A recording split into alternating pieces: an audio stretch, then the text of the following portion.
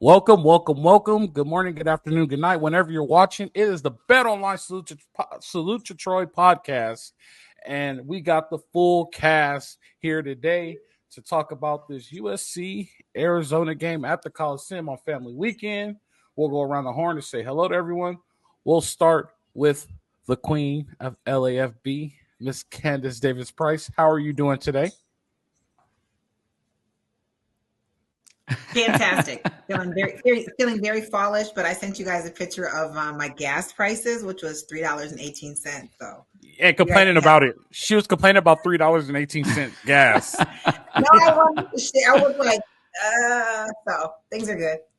You know that meme of that like girl that gets all like the hot dogs hit her in the face?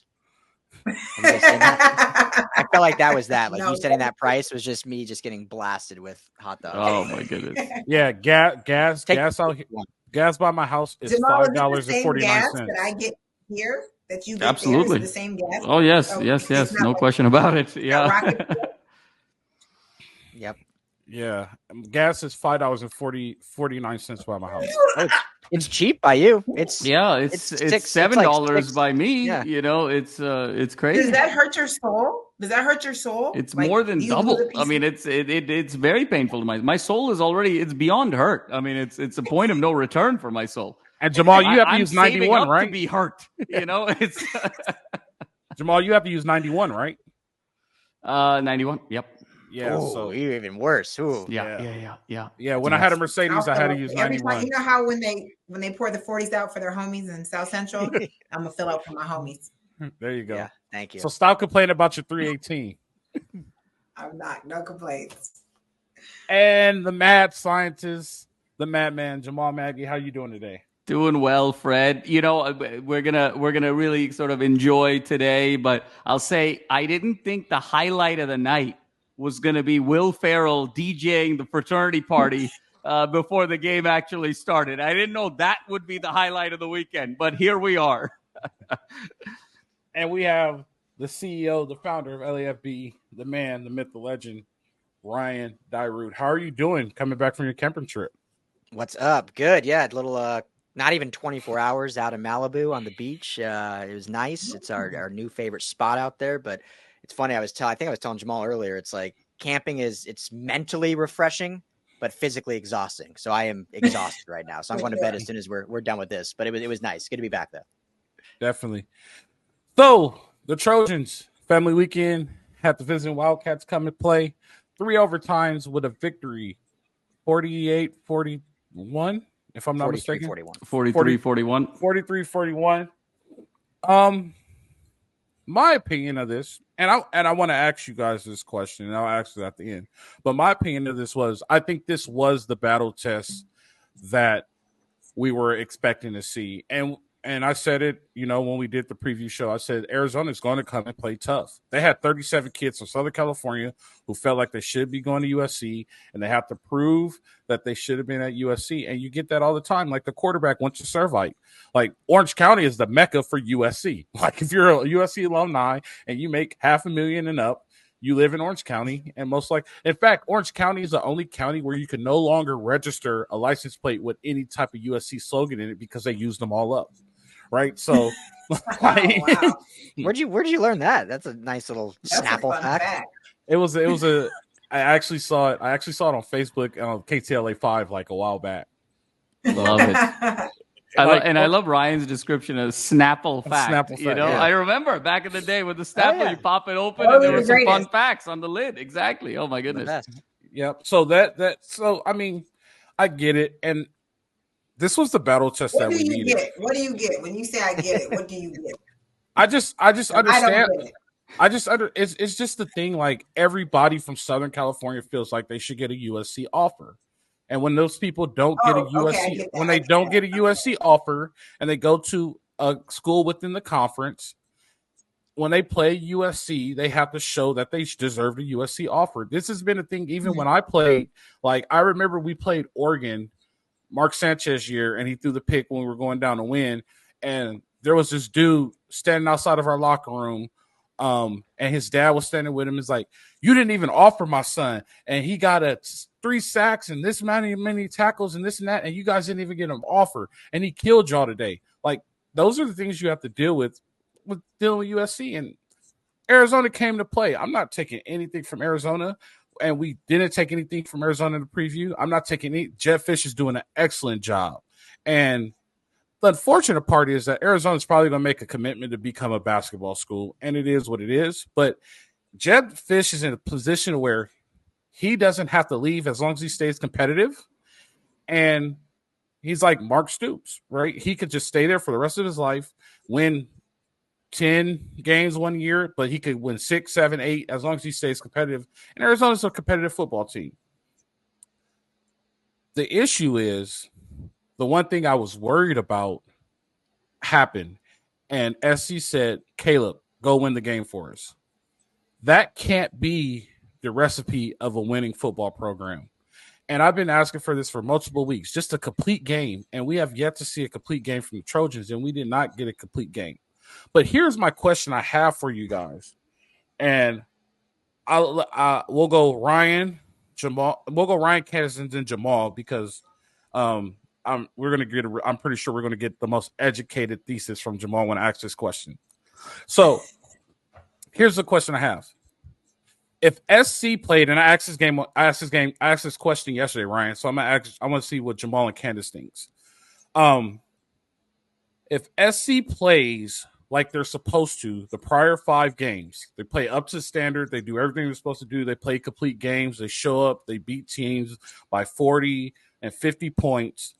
They play this game against Arizona, and it goes into 3 overtimes. Do we accept and just say, you know what, it's just one of those games where it's just hard fought and things just didn't go their way? Or are we still, because of the past performance of SC, we're not accepting of it, and we're like, this is just unacceptable, and we're getting the same thing? In fact, I'm going to go with Candace and then Jamal, Ryan, and then you could just rebut on what you said yesterday. You good with that? Yeah, because we talked about it on the live yesterday, so that's good. Okay, so Candace, so my question, if SC performs like they were supposed to the prior 5 games, and then the game from Saturday, they show up and just things weren't clicking, would you just be like, you know what, we made it out and we got battle tested? Or are you like, they haven't been performing up to par, this is just typical SC? This might be typical SC to some people, but it's not typical SC to me at all. So when you say the standard and you say there's a complete, like, I don't feel like there's a complete standard that's even been set, right? So, like, I feel like there's 2 different teams. There's truly an offense and a defense. So when you say they play up to the standard, what you mean? I just mean they should be beating teams 42-6, 56-7, 70-0, right? That's just what I mean. Like, so I'll give you an example. Oregon struggled against Stafford at the Farm. They end up winning 42-10. Washington State struggled against Arizona. They still end up winning like 42-17 or something like that. Like, so those teams are breaking away. SC doesn't break away, and they keep the games close. You could make it super simple. They just cover every week because the spread's always like 25, 30. They just cover every week. Right. So if they were playing like that, were you be accepted of this game? Like, all right, they just got battle tested and things just weren't clicking, but we got out of it? Or you're at the point now to where you're like, this is just what they are? I'm at the point where this is just what they are. The concerns that all of you guys have made, the concerns that we've all seen, it wasn't just a matter of battle tested. They're in the Coliseum. That wasn't a battle test. That was like, man, like winning the war. Arizona. So I was highly surprised. I was concerned. I voiced this through text and on here. I literally thought it was a nightmare because I was dozing at 2:30 in the morning. I'm like, this is not really happening right now. I was highly surprised. I don't want to jump into it too much, but you touched on it. I just kind of felt like it was the Caleb Williams show, which is not a bad thing at all. But it just seems there was just no cohesiveness between the team at all. And that was like concerns, like bits and pieces that we had seen. So yes, I was hoping for more like the puzzle pieces to come together, and they didn't. And it's like, and then we slide in the rankings. So it's just like, is everybody seeing the same thing? Everybody loves USC. And I say that lightly to be like, if you're not a USC fan and they're not playing against your favorite team, you want to see USC win. But I'm not. I went to football practice today and people had a lot of opinions about the shirt I had on. Jamal, what do you think? Fred, I love the question. I think it was just such a brilliant question in terms of how you framed it, because you're brilliant. yeah, no, it was a brilliant question. It really was, Fred, because one. it's so fascinating what our reaction would be. I think if SC covered and looked good and looked dominant, looked comprehensive over the first 5 games, we'd probably be patting them on the back today and saying, man, what a great performance that was when they didn't have their fastball. They had their C-plus game against a team with a chip on their shoulder and a great coach in Jetfish and a great recruiter in Jetfish and all of these things. And they played an A-plus game and USC played a C-plus game and USC found a way to win. And that's what championship teams do. They find ways to win when the fastball isn't there. So I think the narrative today and going into the week would be a lot of patting them on the back for having things like grit and determination and being tough and not really needing to always have the game look pretty and rolling up their sleeves and winning a difficult game when it's challenging. The problem is that that's not the reality we live in, because this is now a systemic problem with USC over 6 games. This is the first 4 games, like we talked about, against very subpar competition. And now the last 2 games having been outgained both games, having lost the time of possession both games, having gotten fewer first downs than their opponent both games. They have statistically gotten completely outplayed over the last 2 games. So when you put that whole body of work together and you see this performance, it's no longer an outlier type of situation where this is actually a dominant team that happened to just not be dominant on one night. This is more a conversation right now. This team is just not that good. They're just who they are, and they're going to go as far as Caleb Williams' greatness takes them. And once they hit the wall, they're going to hit the wall, and we just have to sort of accept that. Ryan, what do you think? Yeah, I don't think I need to add too much, because I agree with both Candace and Jamal, and you and I talked about it yesterday. The only thing I'll add, and this is what I said on the live, is if Caleb Williams plays like Caleb Williams is capable of, which he had an off night, especially in the first half. I mean, they go down 17-0. They go 3 and out the first 3 possessions. I mean, we've never seen the USC offense do that since Lincoln Riley's been here. So, and then they were still able to win the game. But if Caleb Williams plays like Caleb Williams, I truly believe they can beat any team in America. That being said, we've now seen that they can lose to any team in America, because they don't have a backbone to stand on defense. When you need a critical stop, you think it's going to get done. I mean, the 3rd down conversions were unreal, what Arizona was able to do. And even on offense, because they didn't have their fastball, I say bailed out lightly because it was lack of discipline on Arizona's part, but they got bailed out by a lot of critical penalties that were able to keep the offensive drive going. So I still think this team can beat anyone, just because that's how good Caleb Williams is. But I truly believe they could lose to literally anyone. Like, there's no team now where I'm like, all right, yeah, they're a 30-point favorite. They're going to pull away in the second half. We've seen now that, no, it's probably going to be a ball game every single game. And obviously they're playing really good teams the next 6 weeks. So it's going to be regardless. But even a team like Cal, it's like, I don't know, are they going to blow them out? Like, they could lose to them, but they can also beat Notre Dame, Washington, Oregon. So this is who this team is. They're 6-0, which is great. We're going to probably hopefully get more positive here now, but they're a 6-0 team that's just not a dominant 6-0 team. Yeah. So Al, can I ask you a question? Yeah, just hold on to your question. I just want to make a statement before you dig too deep into the. So I will say this, and maybe I'm just an outlier on this. I just think it was just a bad day, right? Okay. And I know the season hasn't been what we've been expecting, and we've been seeing a lot of. But yesterday was just truly a bad day. And when I say a bad day, I say a bad day as in the offense wasn't clicking, right? The defense was really not clicking, and the special teams had mistakes. Like, all 3 phases of the game were not on point, right? And we came out with the win because I truly believe this, and Coach Girl taught us this: better teams play better for longer periods of time. But in this case, one player played better than the rest of the team for a longer period of time. The difference between Arizona and USC is that Jetfish made them tough, but USC is more athletic. It's the same thing with Kentucky. Kentucky was tough, but they don't have the athletes to beat an elite team. They didn't have the guys to beat USC, right? And football, this happens. So I know we're looking at past performance and things like that, but in my opinion, it was just a bad day. And I think this was like truly the test. Like, can they withstand and do they have the grit to get through something like this? And they did. Like, this isn't your normal, they're coming back to win in the fourth quarter and they pull it out. They had to play extra football and they, you know what I mean? Like, they ran out of time and they had to legit say, all right, it's time to toughen up and make this happen.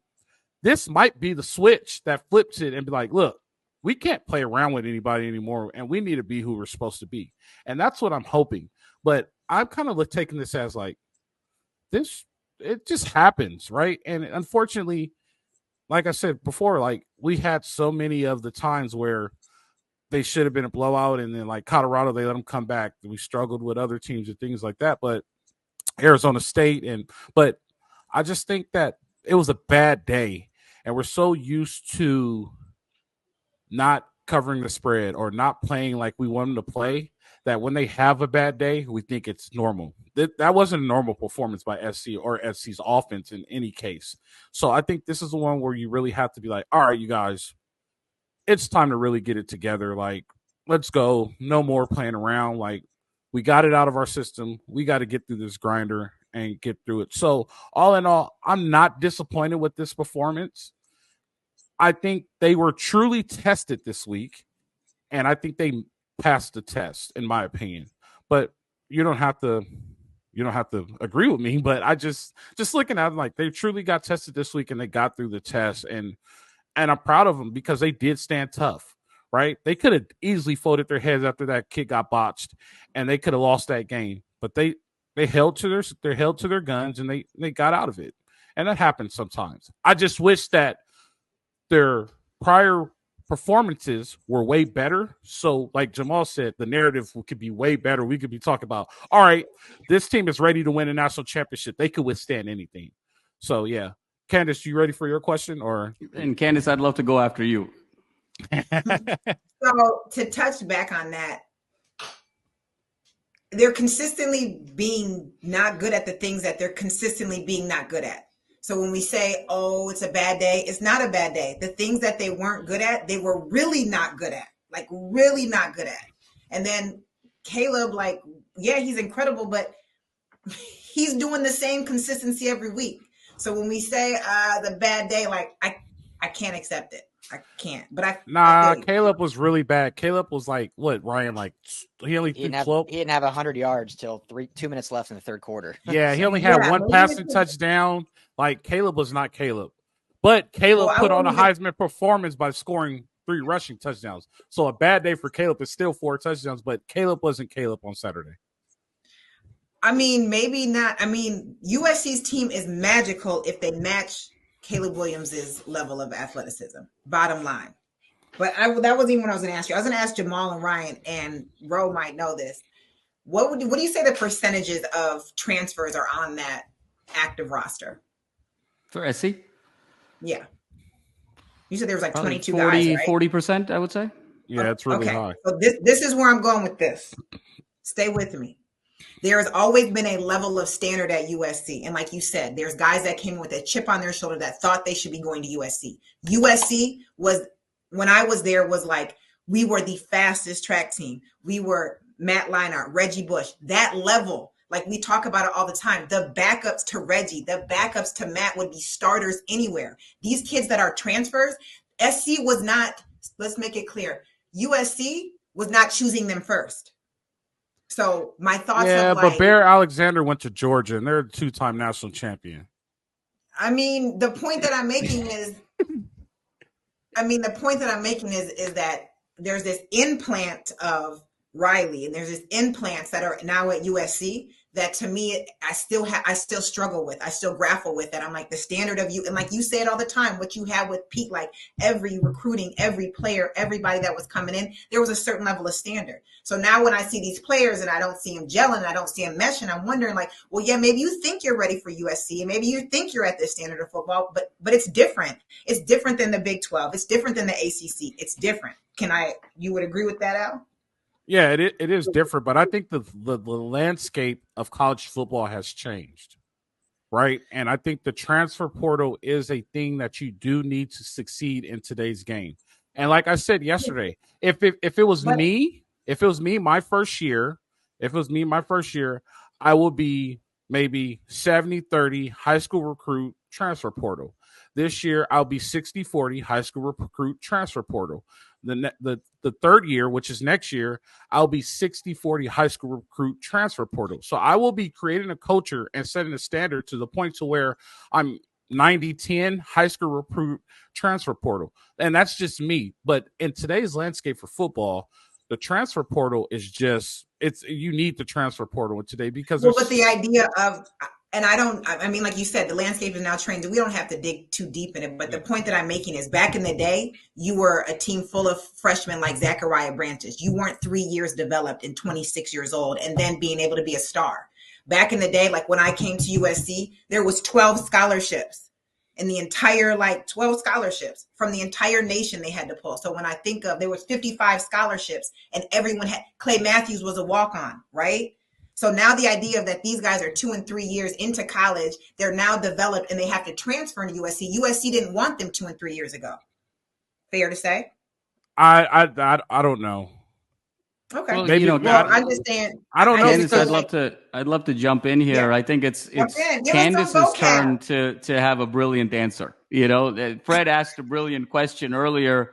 I think Candace's answer was brilliant. And I think it's interesting, Candace, that you mentioned this because I've talked to some other people who kind of feel similar to you in that regard, where the transfer portal, I'll give an example here with the 2 schools in LA.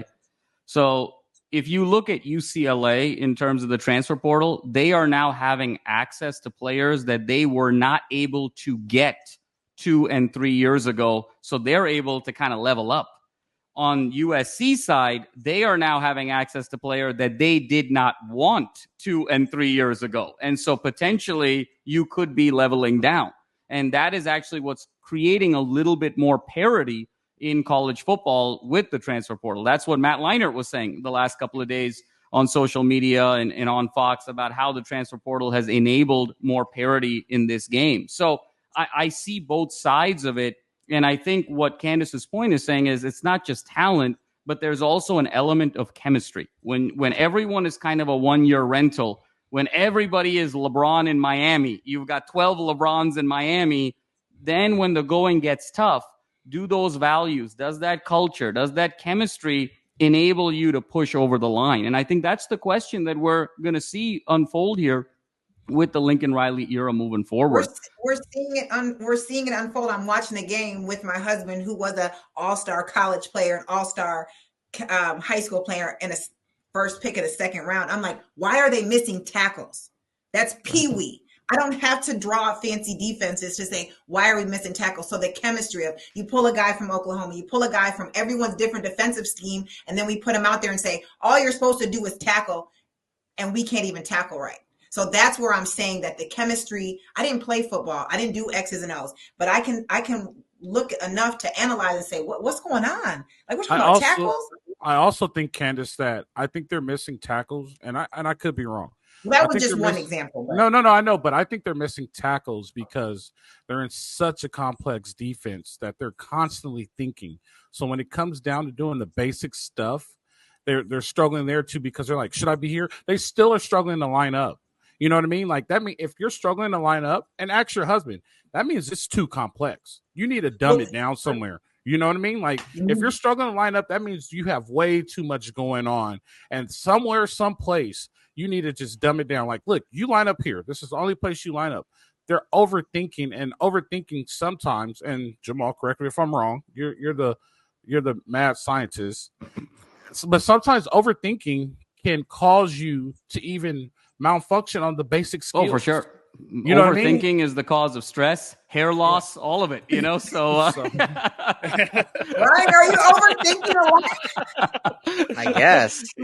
We've got some real thinkers on the show, okay? So like that's just I think that the missed tackles just go to overthinking because they're getting rallying to the ball so late sometimes that I think it's just like it's just a fact of overthought. Jamal, where were you going? Look, wait, Jamal, before we hold on to your answer to rebuttal mine, before we go, I just want to let you guys know that it's baseball playoffs. NBA is starting. NHL is starting their season on Tuesday. We got college football. we're in the thick of Formula One also. And if you want to get some money on all that and get all the latest lines and great deals, go to betonline.ag. BetOnline.ag is the best place to go to get in on all the sports, even if you want to do a multi-sport parlay. BetOnline.ag has that for you. Go to betonline.ag and put in promo code BELIEVE. That's BLEAV, and we will give you a 50% welcome bonus. BetOnline, where the game starts. All right, Jamal, what is your rebuttal? Yeah, so Fred, I really appreciate what you're saying. Hold on, about... Jamal, before you do it, just take it easy on me, because I told you before we started, you're going to rip very into me. easy. It's very easy. I really appreciate what you're saying here, Fred, but I respectfully disagree, and here's why. Fred, you remember when you were talking about, the SC kind of passing the test, this Saturday night, and, they made it happen, and it was a war. You remember that movie, Billy Madison, that Sandler was in? And remember when he was a grown man, and he passed the test every grade, and they threw a big party for him, in his father's mansion. Like, he's a grown man, and he passed like the 4th grade, and then they throw a huge party for him. Like, that's what this kind of reminds me of. Is the USC is Billy Madison, Arizona was the 4th grade, and you're Billy Madison's dad, throwing a huge party for him. That's the equivalent of the test there, because at the end of the day, I think Arizona played phenomenally. This is still a 6-7 win team at the end of the day if all falls right for them. So this really shouldn't be a situation. But what I'll say, Fred, is this was a tale of 3 games. There was the first game where SC fell behind 17-0, and it really was a factor of Arizona rushing 3, dropping 8. And I think Caleb had an off game, no question about it. But I think there was a little bit of stubbornness on Lincoln Riley's part to keep forcing the ball down the field through the air with 8 guys back there. And then I think the second phase of the game, look, people forget the second phase of the game, SC outscored Arizona 28-3. Now, they started running the ball. They started respecting, the dropping of the 8. And it was a situation where Arizona was sort of shooting themselves in the foot. And then, of course, there was the third chapter of the game where it was 28-20. You thought SC was going to be able to salt this away. Arizona gets the touchdown, gets the 2, and then all hell kind of breaks loose the final 5 minutes of fourth quarter and overtime. So for me, Fred, if this was truly an elite team where they just didn't have their fastball and they were able to overcome it, you fall behind 17-0, and then you finish the game strong. The fact that we had that third piece where even after 28-20, they let Arizona back in the game and with an opportunity to win, that is the deeper concern to me. If there was a switch, that switch should have come on at 17-0 and never gone back off. The fact that the switch went back off at 28-20 tells me they're not really paying their electric bill. They don't have the money for their electric bill. And so that's the problem here moving forward with this team, because let's be honest here, Fred, the whole stadium, I was there when they got that first hit to Jacob Cowing and it became 35-34, the whole stadium thought they were going to go for 2. I don't know why they didn't go for 2.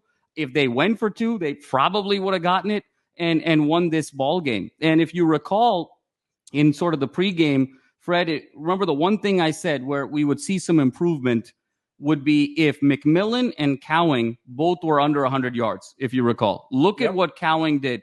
150-plus yards, 4 touchdowns. I thought about that the whole just time. A glaring situation there. So that's where I would respectfully disagree with you as to why I'm not a believer in this team just yet. Okay, I got you, definitely. So I'm going to throw a pop quiz on you guys, and we'll start with Ryan. And Ryan, I'm just giving you a break because you went camping. I know you're a little bit exhausted. But we're 6-0. We're halfway. You're making me go first? Yeah, this is my easy. break, because I have to go first? Well, we've been just hanging out, and here drinking a cocktail. You're in the corner just exerting. You know what I mean? Yeah. So we're halfway through. It's time for midterm grades. Got 6 games left, halfway through. Ryan, what is your grade for SC right now? Pop quiz. Y'all didn't know this was coming. I did, but y'all didn't know. I don't want to be too overly critical. I'll go C+, and that's probably generous. But you're 6-0, so 6-0. You're still ranked 10 in the country. You got the best player in America at quarterback. So they could be a lot better. Obviously, we don't need to keep pounding the same thing, but I'll go C+. Let's see here. I'll go with Jamal. I think that's a very fair assessment. If I were to break it down, Fred, I would say offense A+, I would say defense D, and I would say special teams F. So, and then when you sort of, make the weighted average there, it probably nets out to about a C+. So I agree with Ryan. So you said offense A, so that's 4. Offense A+. Defense D, so that's 1, so that's 5. And special teams F. F. So, that's a C. So when you divide it, yep. There you go. Candace, go ahead. My initial thought straight in my mind was like CC+, which seemed kind of generous, but That shows the expectations when you're 6-0 and you get a round of C+. Guys, come on, man. They're 6-0. Like, what's wrong with you guys? They're 6-0. Right, but I wanted to top 10 in the nation. This is an A+. Yeah, you got to stay top 10. Like, we're slipping and holding on to 10. Like, let's just go there with it. But Jamal, your analogy was great. Like, I was just disappointed because there was this expectation at SC, like when you score a touchdown, and not that I'm using an analogy, like act like you've been there. And the amount of roar on the sidelines was like we had beat our crosstown rival. It wasn't like, all right, cool, what, snap and clear on to next week. It just seemed like there was just so much like, yeah. And it was kind of like, really? And that was surprising to me as well. I was just like, I know this has nothing to do with X's and O's, but that's that implanted USC culture that would never have happened in my mind with the Orgerons, the Sarkisians, like the Kiffin. That would never have happened. There would have never been more celebrating because we beat Arizona. Those implants that are bringing themselves into USC, they're not true USC culture. Neither is their AD. So she's the top of the totem pole. Go watch the Cal game when they went into 2 overtimes and they won by a field goal with Matt Leinart and Reggie Bush and all those people. It was the exact same celebration.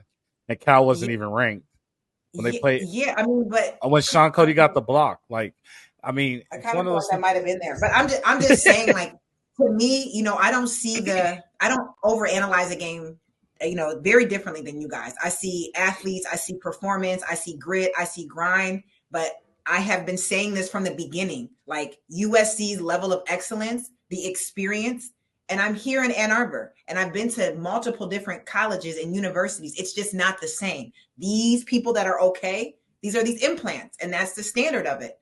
And that's that's just the reality of what, like Jamal says, it is what it is. And that frustrates me because me at USC, if we barely beat the Bruins or something, like, we're like, yeah, we're not talking about that. If we're not shutting them out, there's no conversation. And it just seemed different. So you're right. I think everyone else like, we were battle tested by who? Who were you battle tested by?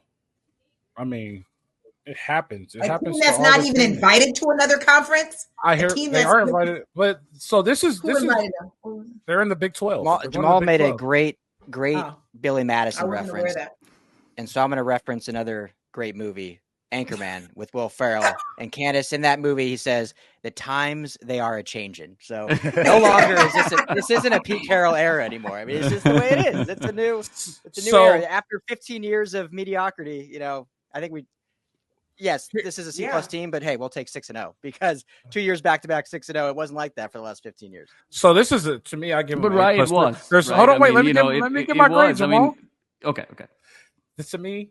I mean, they're 6-0. They're number 10 team in the nation. This is an A+ team. Any team that's 6-0. No, I'm joking with you guys.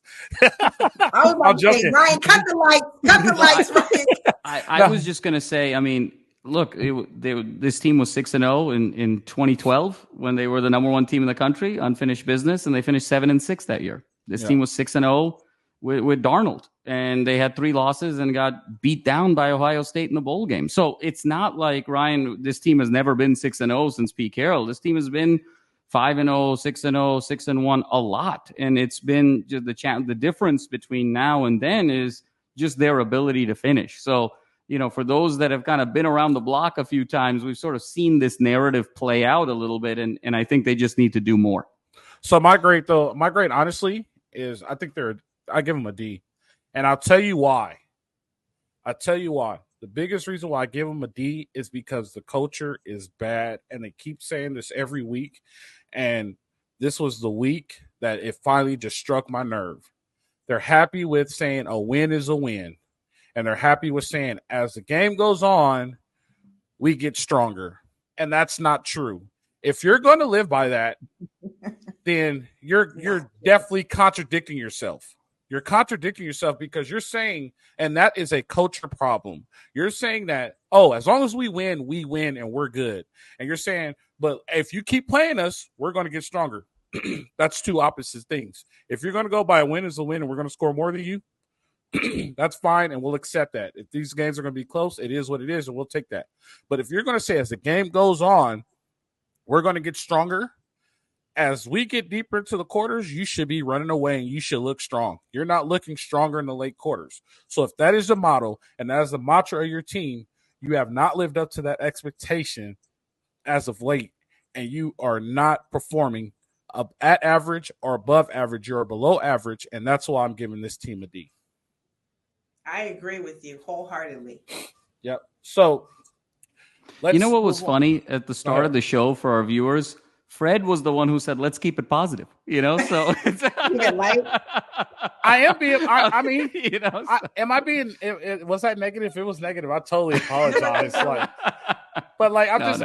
I'm just being honest. Like, you're saying that your motto is as the game goes on, we get stronger, but as the game's been going on, you haven't been getting stronger. So if you live up to that motto, then if that's your motto of your team, you're not doing what you're supposed to do. So that's a D. So definitely, I mean, I guess. I mean, and I wait, Al, before you, I don't want to touch on it too much, but when I think of like a Zachariah branch, I think of like that is a true SC guy. That's a true SC guy, a huge, big 5-star recruit. That's what when I saw the game, I did not see that same consistency among all the athletes. I got you. Yeah, and they're clearly missing him. Yeah, they're clearly missing him.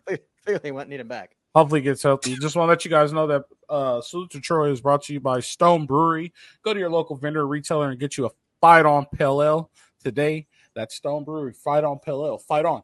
Hey, so let's move forward. We got Notre Dame coming up this week. We'll talk about it later in the week. Coach, real quick, can I ask one random question? Yeah, you can ask whatever you like. What do you guys think of? What'd you guys think of?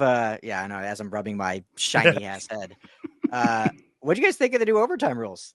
I love it. The first season with the new rules, having have to do 2 points in the second round, and then it goes straight to just 2 points. I love it. I love it. I love every bit of it. That's so exciting. I love it. I loved it. I don't know.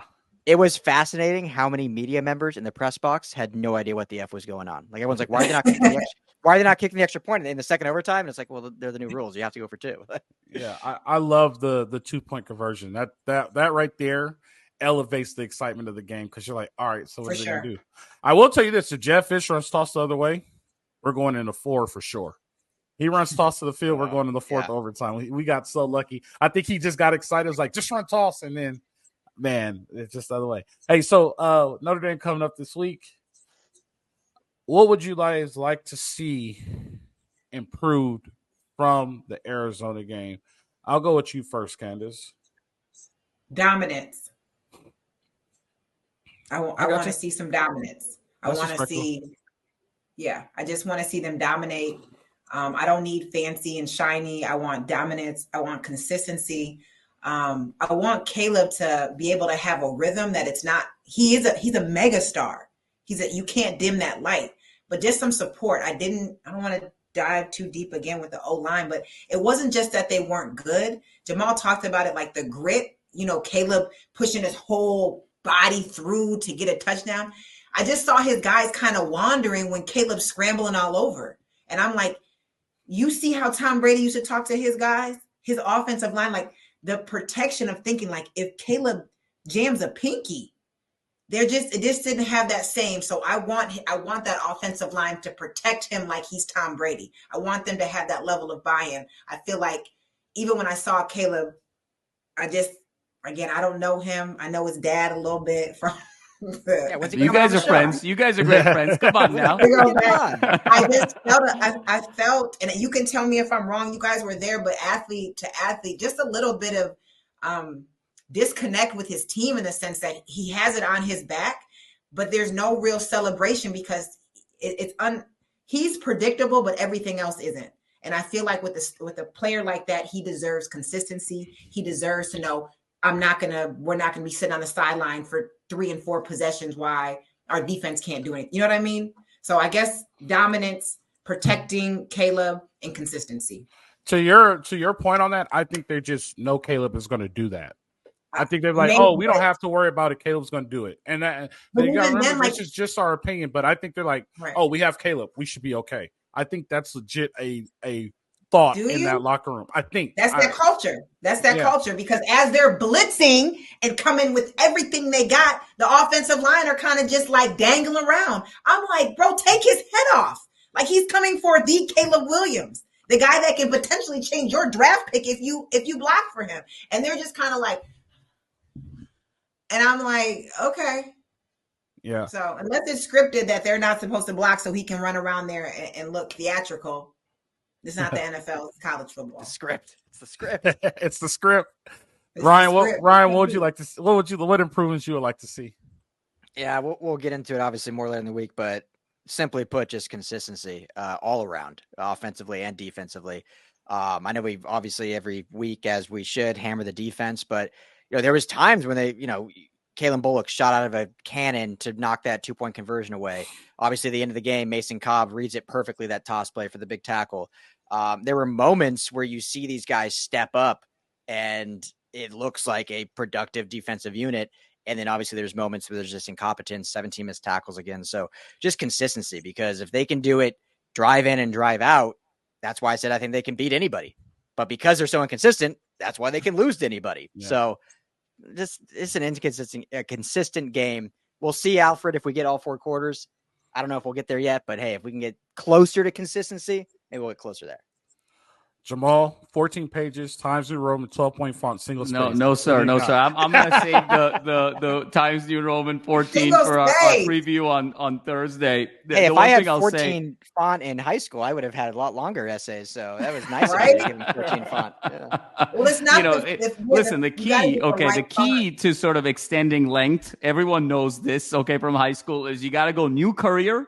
Or you got to go Helvetica. Okay, that's where the game is won. Okay, no, none of that Times New Roman nonsense. Times New Roman. No Times. Do you know the real secret that I used to do? Take the margins away. Not even the margins. If you just increase the size of the periods, it enhances. Oh yeah. No. Like if the whole essay is size 12 and you put the periods to size like 18, it's not noticeable enough. But it like, oh yeah. Yeah, it gives you like 4 extra pages. Yeah, because it'll change the line difference, right? Because even if one character is a bigger font, it drops the whole next line lower, right? Oh yeah, I learned that at SC. Palm Beach State, baby. Come on, let's go beach. Hey, I learned that at SC, and not only that, my learning specialist taught me that. She was like, "You're like 4 pages short." Yeah, she's like, "Watch, I'll fix this for you." And she's like, "Find all your periods," and she's like, "Hit Control F." Just put the period, and then she went to some editing and she put them all at like 18, and my shit just shot to like 6 pages. I was like, oh, okay. All right. There you go. Shout out to SAS. SAS. Oh man, maybe SAS can come and coach the defense with that ingenuity. That would be amazing. No, I'll save Fred kind of the analysis for Thursday. But the one thing I'll say kind of qualitatively, I had a really good friend at the game as well, and saw him afterwards, and he said, that game kind of felt like an old school Laker game where in crunch time, the Lakers just kind of gave the ball to Kobe and got out of the way. And how fitting was that on that last play that they literally moved the whole line to the left. And they basically just said, Caleb, one side of the field. I mean, it felt like an NBA game. It was an absolute ISO for your best player to go win the game. It was the most NBA ending I've ever seen in an NFL or college game ever. So I'll just kind of leave it at that. All right. So what I would like to see improved, and we're going to go to the Prize Picks whiteboard. So let me know. Let's see when this pops up. Here is that 2-point conversion the play. Times New Roman 14 font, 8 pages. Okay. So here we go. This is the play where they scored the touchdown, right? And so you see that they have it here, and this is Shane Lee. This is Mason Cobb, Kalen Bullock. This is DB. I don't know who 16 is. I don't know who 22 is. And this is the safety that spoke in Colorado. Who's the safety that spoke in Colorado? He was upset, Ryan. Bryson Shaw, right? So the issue here is that they're so hard on taking away the inside, right? So let's just say they brought the back. And we'll say they took this guy and they brought him back and made him the back, right? All that does is move this guy back here. If they run play action and go back across this way, then you have nobody in the flats because this guy ran the pivot out. So if he would have ran slant, he runs slant, and this guy play action goes to the flat wide open. So there you go, Jamal's scheme problem, right? So how do you fix it, right? We always talk about how we fix it. So this is how USC lined up. And like I said, if we were to take this guy and we put him here, right, and we take him and we run him to the flats, these guys are playing. And here's the issue, too. They were playing flat out zero. They were in man coverage. You have a man for a man. That guy goes to the flat, you take it. So how do you fix it, right? No matter what you do, let's say they're an empty or whatever. You run a play that's called fence. And just for this system, right, we don't have it. So we're going to say this is the end zone. What is 45? That? Yeah, but it's 10 yards. That's so it's 40? Kind of throwing me off. Yeah, 40 is the back of the zone. Okay. All right. So if we're saying this is the end zone, right? And this is a play you can run 5 yards and in. You run a play that's called fence. And all you do is you line up a fence. You take these guys, you tell them heels on the end zone, heels on the end zone.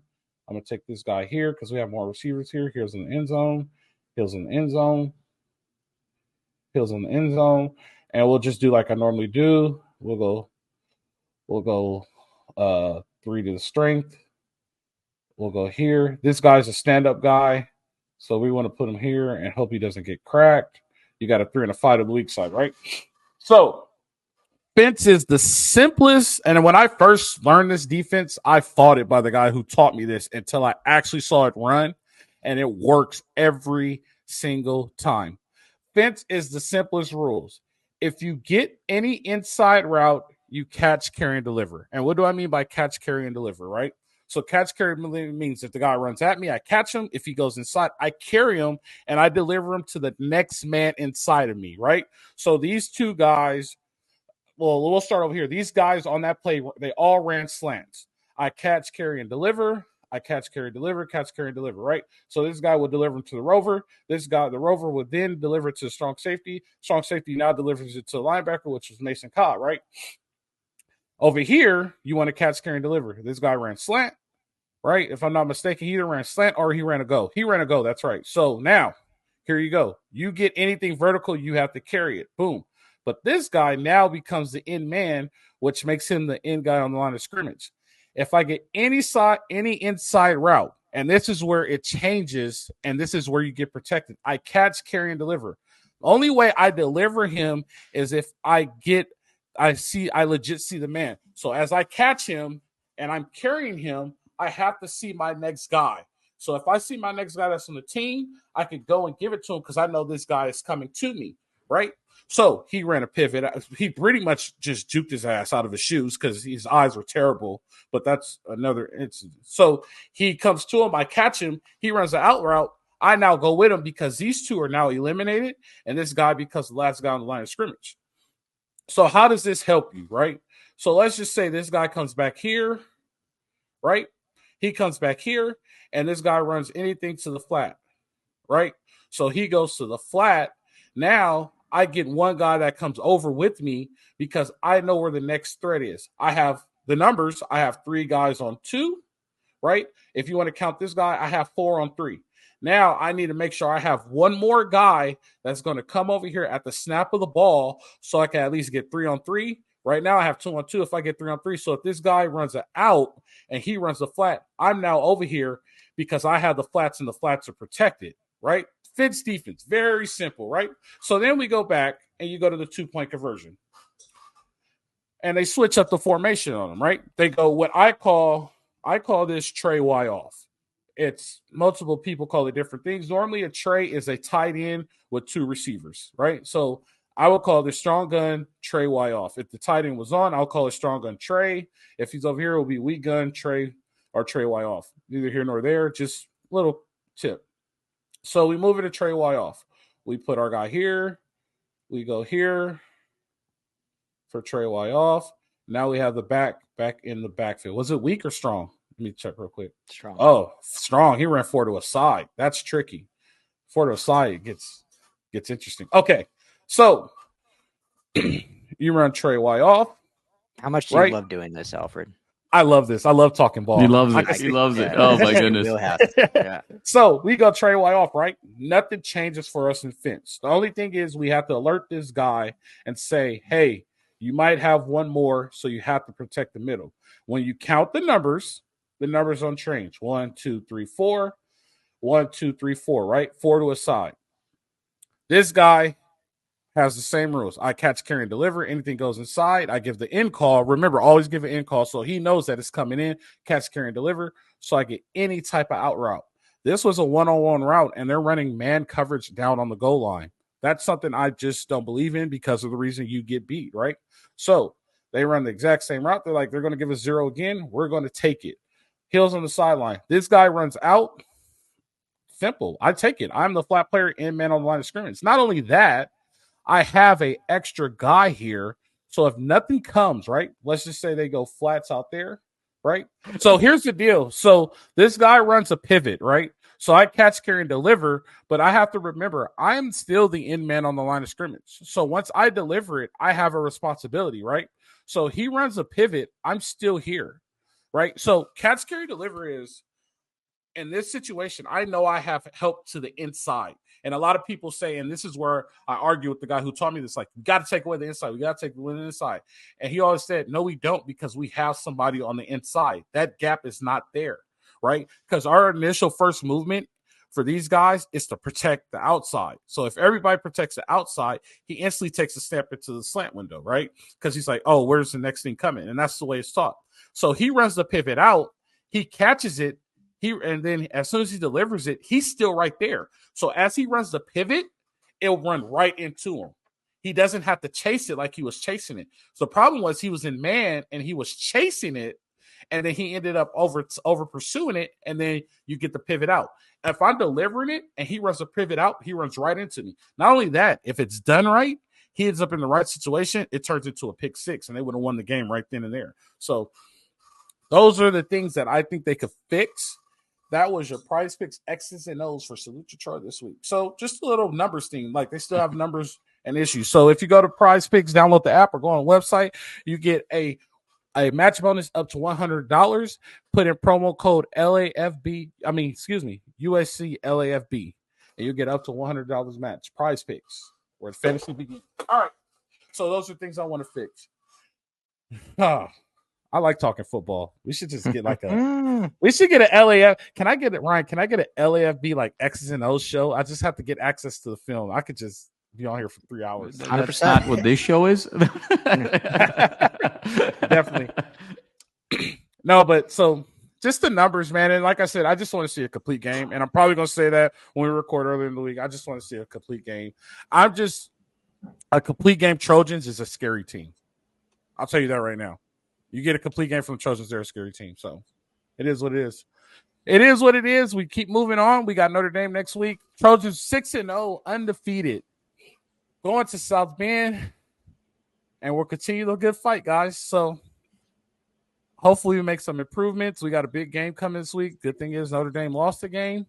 But I have some interesting facts. And Jamal, they lost 2 games. You're right. They just lost this past week. I apologize. Yeah. Jamal, we're going to have a fun conversation on Thursday. I just want to let you know that. When do we not, Fred? When do we not? Yeah. You're sort of qualifying it like it's an exception. It's the rule.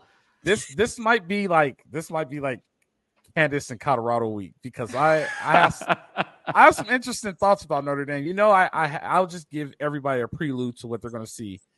I never thought Notre Dame was a very good football team.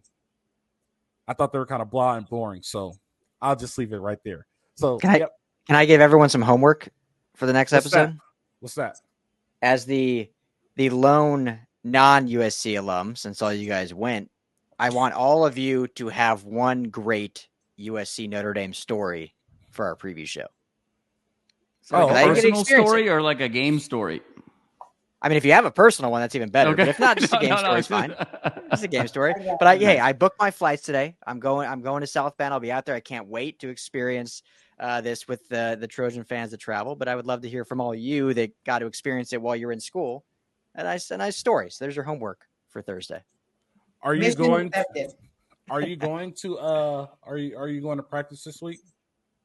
Yes, I will be at practice this week. Cool. Perfect. Definitely. Well, guys, do your homework. Make sure you have it on time. Hey, Jamal, I'll be calling you. Get a couple answers. Alfred's going to be extending the period font for this homework. As always, it's been fun. Our Trojans are 6-0. And we'll just keep moving on. Let's just keep our chin up, and it'll get better. We're moving on, and we're going to keep going. Always remember, like our girl Candace says, if you want to save on your grocery bill, go to drinkag1.com/SaluteYourTroy, and you get 5 free travel packs and a year's worth of immunity brews. That's drinkag1.com/SaluteYourTroy. I appreciate you guys. Thank you as always. It's always fun. We're going to South Bend. We're halfway there. We'll see you guys next time. This has been the Bet Online Salute to Troy podcast. Live free, fight on.